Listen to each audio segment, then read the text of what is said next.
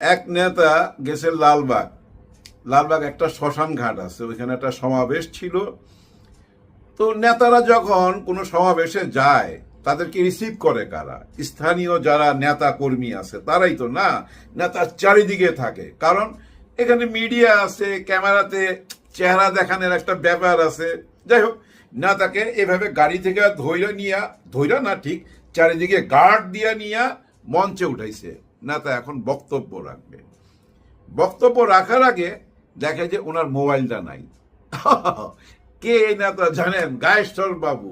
গায়েশ্বর বাবুর মোবাইল নাই। হায় হায় হায়, কি সর্বনাশ!